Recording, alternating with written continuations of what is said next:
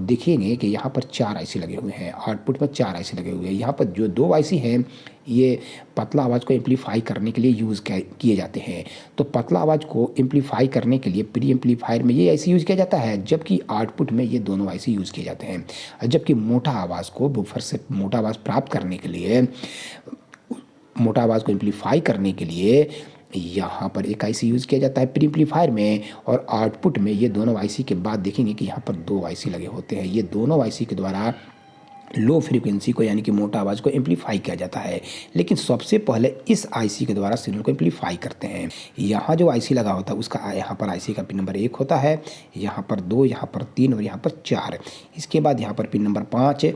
इसके बाद देखेंगे कि यहाँ पर आईसी का पिन नंबर 6, इसके बाद 7 और यहाँ पर पिन नंबर 8 लगा होता है। तो आईसी के पिन नंबर 2 में कमज़ोर सिग्नल देते हैं।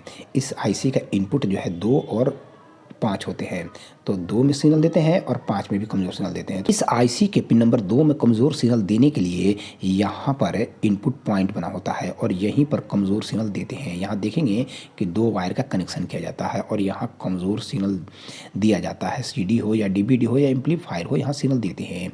तो यहाँ देखेंगे कि इधर और इधर कुछ कंपोनेंट लगे होते हैं, रजिस्टर और कैपेसिटर कुछ कंपोनेंट लगे होते हैं। इधर के जो कंपोनेंट लगे होते हैं ये हाई फ्रीक्वेंसी को पास करने के लिए कंपोनेंट लगे होते हैं। इनका वैल्यू जो है वो काफ़ी कम रखा जाता है, और जबकि इधर के जो कंपोनेंट होते हैं, रजिस्टर और जो कैपेसिटर जो कंपोनेंट होते हैं, उसका वैल्यू हाई रखा जाता है ताकि लो फ्रीक्वेंसी ही पास करे। तो इधर देखेंगे हम लोग कि यहाँ से यहाँ 2 रजिस्टर यूज़ में लाते हैं, इसके बाद यहाँ पर 2 कैपेसिटर यूज़ में लाते हैं और इसके बाद फिर 2 रजिस्टर यूज़ में ला करके लो फ्रीक्वेंसी को यानी कि मोटा आवाज़ को यहाँ भेजा जाता है। और इसमें अगर किसी कारणवश पतला आवाज़ अगर प्राप्त हो जाए आ जाए तो उसको नष्ट करने के लिए, समाप्त करने के लिए देखेंगे कि यहाँ से यहाँ एक रजिस्टर यूज़ में लाते हैं ग्राउंड लाइन से, और इस प्रकार से यहाँ के सिग्नल को लेकर के एक कैपेसिटर के द्वारा और फिर एक रजिस्टर के द्वारा इस आईसी के इनपुट पिन नंबर 2 को देते हैं।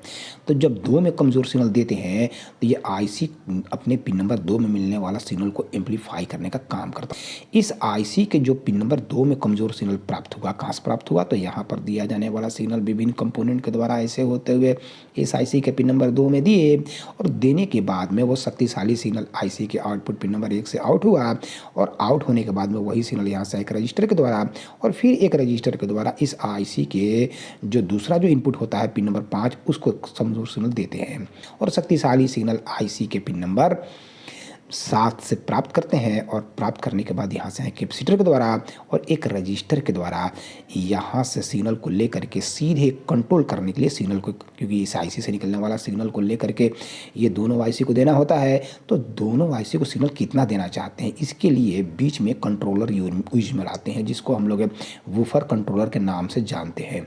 तो यहाँ आईसी के पिन नंबर 7 से निकलने वाला सिग्नल यहाँ से यहाँ एक कैपेसिटर के द्वारा और एक रजिस्टर के द्वारा सीधे ले जा कर के उस सिग्नल को ले जा कर के जो वूफर कंट्रोलर होता है उसके टर्मिनल नंबर 1 को देते हैं। यह टर्मिनल नंबर 1 है, यह 2 है और यह 3 है।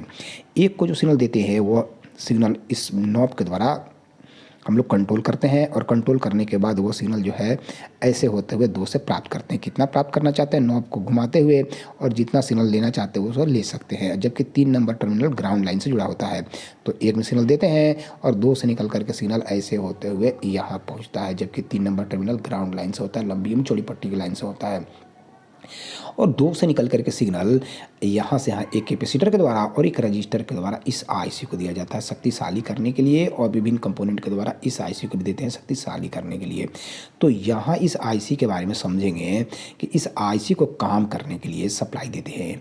तो इसके पिन नंबर 4 को निगेटिव देते हैं। यहाँ देखेंगे कि यह आईसी का पिन नंबर 4 है, यहाँ पर 1, 2, 3 और 4 नंबर को निगेटिव देते हैं। 8 नंबर जो पिन होता है यह 1, 2, 3 और ये पिन नंबर 4, इसके बाद ये 5, 6, 7 और ये 8 नंबर पिन को पॉजिटिव देते हैं। तो पॉजिटिव और नेगेटिव देने के लिए इस आईसी को काम करने के लिए पॉजिटिव और नेगेटिव देने के लिए देखेंगे कि यहाँ एक पावर सप्लाई बना होता है। पावर सप्लाई में डायोड लगे होते हैं, और यहाँ पर मेन फिल्टर के रूप में 2 कैपेसिटर लगे होते हैं, और यहाँ पर ट्रांसफार्मर के द्वारा सप्लाई देते हैं। और सप्लाई जो एसी देते हैं यह डायोड के द्वारा डीसी में बदलने के बाद में वही सप्लाई को फिल्टर करते हुए और वही सप्लाई लेकर के इस आईसी को देते हैं ताकि यह आईसी काम करे। तो आईसी तभी काम करेगा जब इस आईसी के पिन नंबर 8 को पॉजिटिव और 4 को निगेटिव देंगे। और यह आईसी किस प्रकार से सिग्नल को एम्पलीफाई करता है उसके बारे में हम लोग समझे। तो थैंक यू वेरी मच जो आपने इस पूरी वीडियो को वॉच किया।